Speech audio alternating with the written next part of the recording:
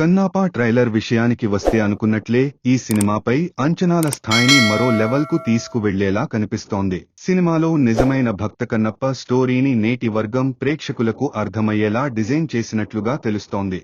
ఇక మొదట శివుడంటేనే రాయి అని అనుకున్న తిన్నడు ఆ తర్వాత మహాభక్త కన్నప్పగా ఎలా మారాడు అనే అంశం ట్రైలర్లో బాగా హైలైట్ అయింది. ఇక ప్రత్యేకమైన వాయులింగం కోసం కొంతమంది శత్రువులు దాడి చేయడం, ఇక వారిని అడ్డుకునే విధంగా కన్నప్ప పోరాటం కూడా ట్రైలర్లో చూపించారు. చూస్తుంటే సినిమాలో భక్తితో పాటు మంచి యుద్ధ సన్నివేశాలు, ఫైట్స్ కూడా ఉన్నట్లు తెలుస్తోంది. ఎక్కడ తగ్గకుండా సినిమా విజువల్స్ కోసం భారీగానే ఖర్చు చేసినట్లుగా అర్థం అవుతుంది. ఇక శివుడిగా అక్షయ్ కుమార్ పర్ఫెక్ట్ అనిపిస్తున్నాడు. కాజల్ అగర్వాల్ పార్వతీదేవిగా ఒక చిన్న ఫ్రేమ్ లోనే ఎంతోగానో అట్రాక్ట్ చేసింది.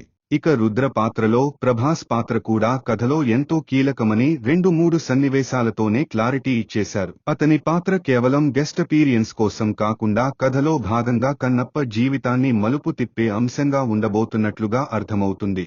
విష్ణు ప్రభాస్ మధ్యలో వచ్చే సన్నివేశాలు కూడా చాలా కీలకంగా ఉండబోతున్నట్లుగా తెలుస్తోంది. మోహన్ లాల్ పాత్ర కూడా ఆలోచింపజేసే విధంగా ఉంది. ఇక మోహన్ బాబు క్యారెక్టర్ డైలాగ్స్ కూడా చాలా పవర్ఫుల్ గా కనిపిస్తున్నాయి. డైలాగ్స్ విషయంలో కూడా ప్రత్యేకంగా జాగ్రత్తలు తీసుకున్నట్లుగా తెలుస్తోంది. ఇక బాక్సాఫీస్ వద్ద ఈ సినిమా ఏ స్థాయిలో ఆకట్టుకుంటుందో చూడాలి.